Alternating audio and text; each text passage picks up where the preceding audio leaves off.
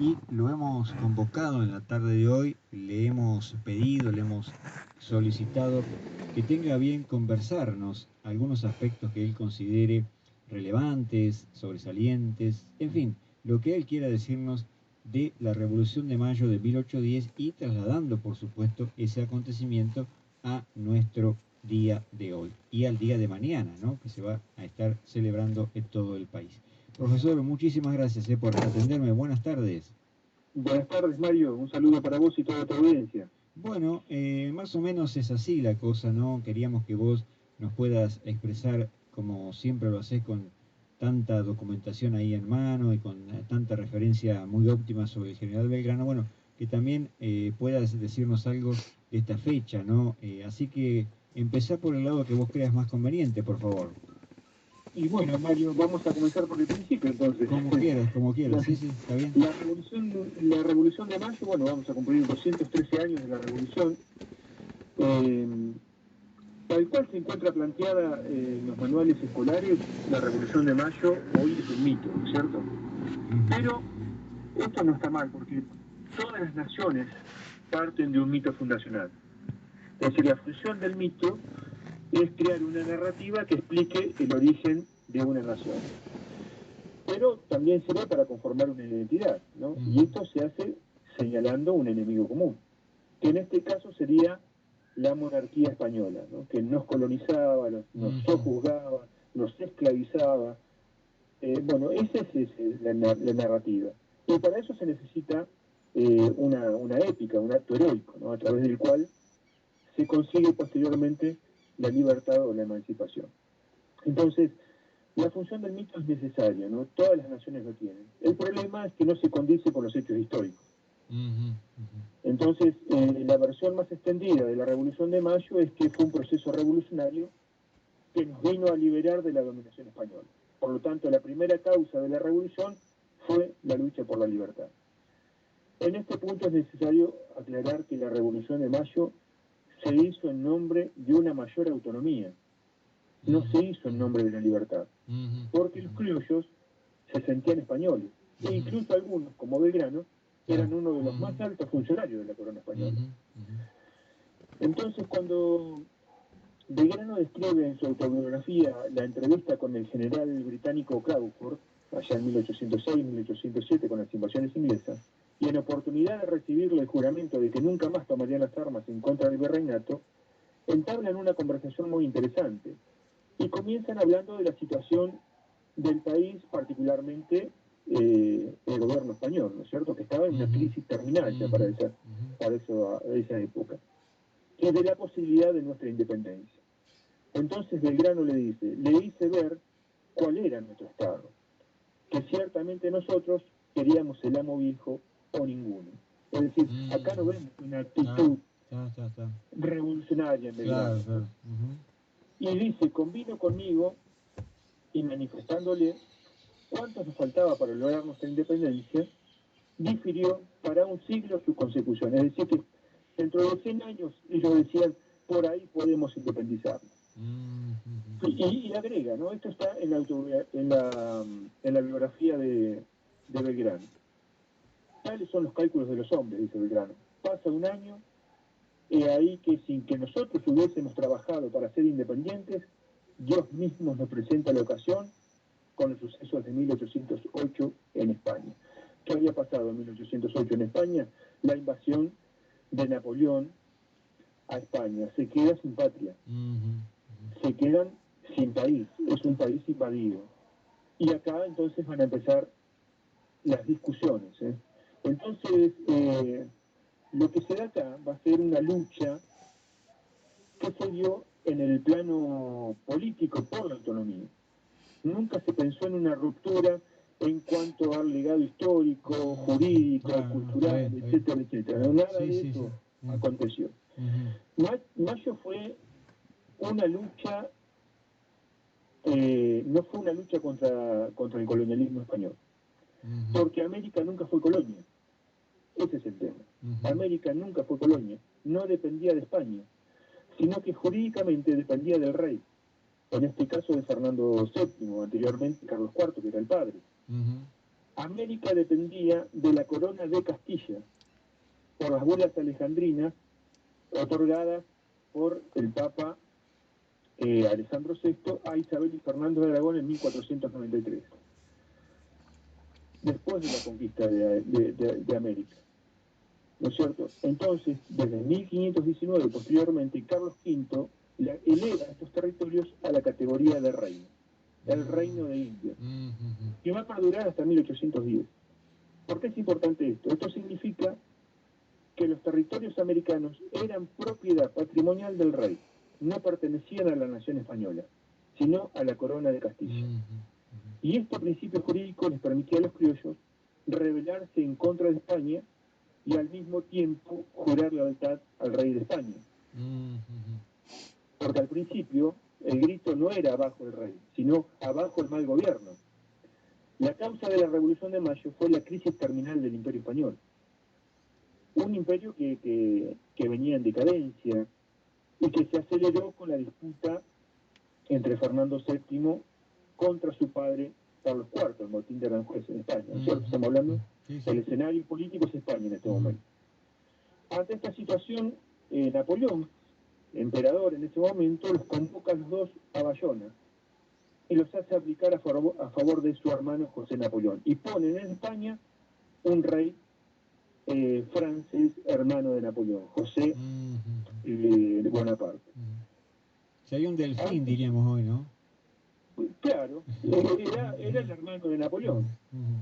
A partir de ese momento comienza a gobernar España, comienza a gobernar un rey francés. Y a esto se denominó la crisis del Imperio Español. Y fue la disputa entre Francia e Inglaterra por el territorio español. Dentro de España se da la disputa entre Francia e Inglaterra. Y eso va a pegar acá también. Porque era todo un mismo gobierno, ¿no? Era todo un mismo país. Ante la ausencia del rey cautivo, comienza a gobernar en España la Junta Central de Sevilla, que es un organismo que representaba la autoridad del rey sobre España y el Reino de India, es decir, sobre nosotros. Y Saavedra y Liniers le habían jurado lealtad en 1809 a la Junta Central de Sevilla.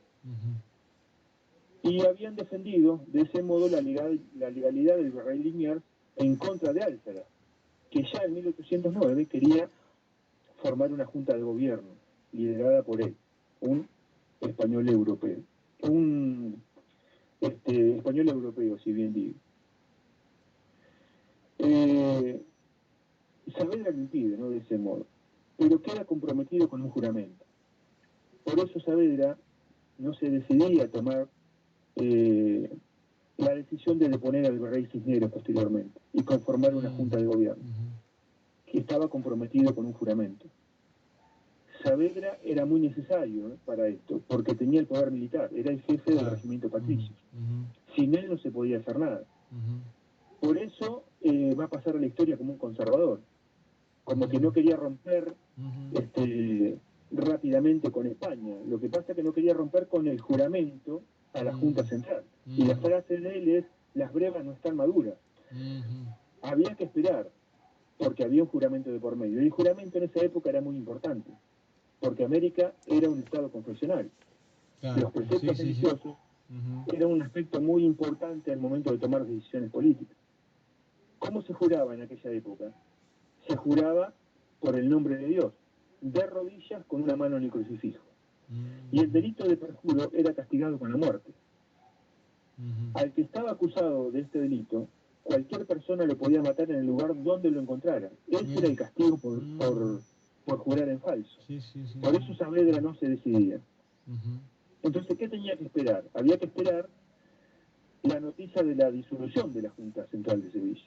Y el 18 de mayo el rey Cisneros confirma la noticia de la caída de la Junta en manos de Napoleón. Con la caída de la Junta Central de Sevilla se conforma el Consejo de Regencia en España, que se instala en Cádiz. Un consejo de 5 miembros, 4 de esos miembros puestos por el gobierno británico. Y tenían pretensiones de gobernar también América. Por eso Saavedra va a decir en ese momento: son los pescadores de la isla de León los que pretenden gobernar este inmenso imperio, dice Saavedra. y en ese momento pasan a la acción. Y se da una lucha facciosa por el poder. Pero no era para hacer una revolución. Claro, Entendida como el estilo de la Revolución Francesa. Claro. No hubo muchedumbres tumultuosas, no hubo un asalto al poder, no hubo sangre en las calles, no fue un movimiento popular, no fue un movimiento democrático, incluso no se habló de libertad en aquella época. Incluso, profe, te hago una pregunta aquí, te hago una consultita. ¿Qué podemos decir de lo que vos también reflejabas hoy como mitos, ¿no?, que se han ido manteniendo? ¿Qué podemos decir del tema de las escarapelas, ¿no?, de French y Beruti? Porque también esto está a veces muy discutido, de acuerdo a algunos historiadores.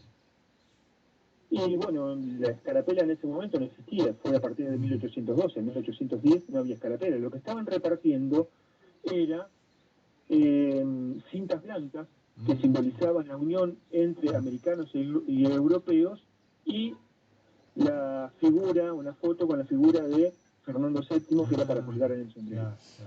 Eso es lo que hacía French y Beruti. Nada que ver con la escarapela blanca y celeste que nos decían en la primaria, ¿te acordás? Claro, sí. Claro.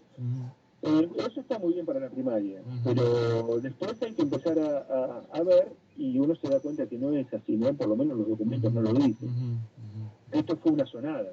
Claro. Una sonada que se dio dentro del marco institucional de la época, ni siquiera se quiso romper el marco institucional.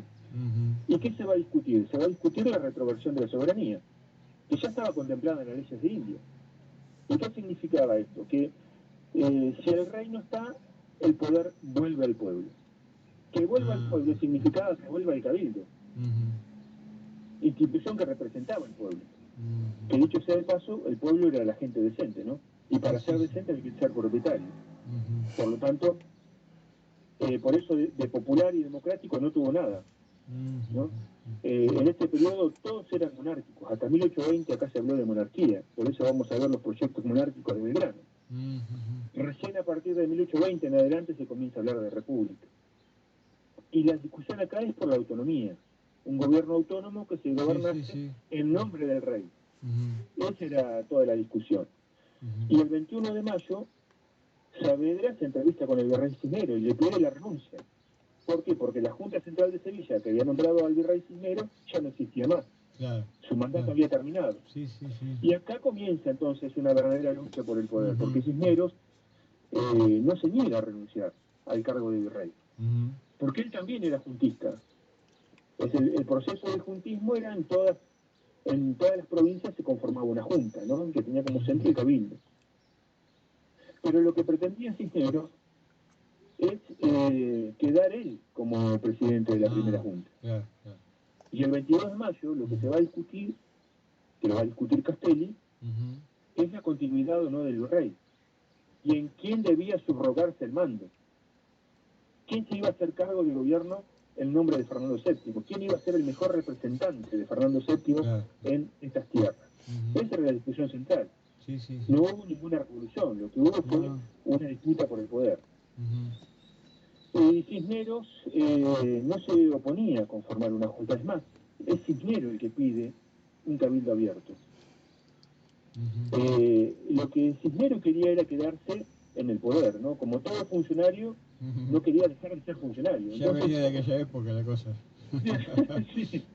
El 24 de mayo deciden conformar una junta de 5 miembros, donde Cisneros sería el presidente.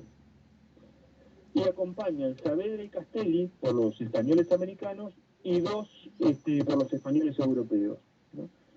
Y los 4 habían votado a favor de la destitución del virrey. Es decir, que la primera junta de gobierno no fue la primera junta. Hubo una anterior, donde todos se pusieron de acuerdo, pero esto duró poco. ¿Y por qué dura poco? Porque un estrecho colaborador del virrey, del virrey Cisneros, el síndico Leiva, un astuto político, esos armadores políticos, ¿no? Dijo, Cisneros renunció a su cargo de virrey, pero no renunció a los otros 3 cargos que tenía. ¿Y cuáles eran los otros 3 cargos? El de justicia, el de hacienda, pero el más importante de todo era el de guerra. Era capitán general, es decir, tenía el control de las armas y conservaba aún el poder político. Cuando se enteran de esto Castelli y Saavedra, por supuesto que se disuelve esa junta y comienzan a armar otra, que la arman en la noche del 24 al 25. Así se conforma la primera junta. Y la conforma Feliciano Chiclana. Feliciano Chiclana es el que conforma la primera junta, con presidente Cornelio Saavedra, que era el jefe del regimiento patricio.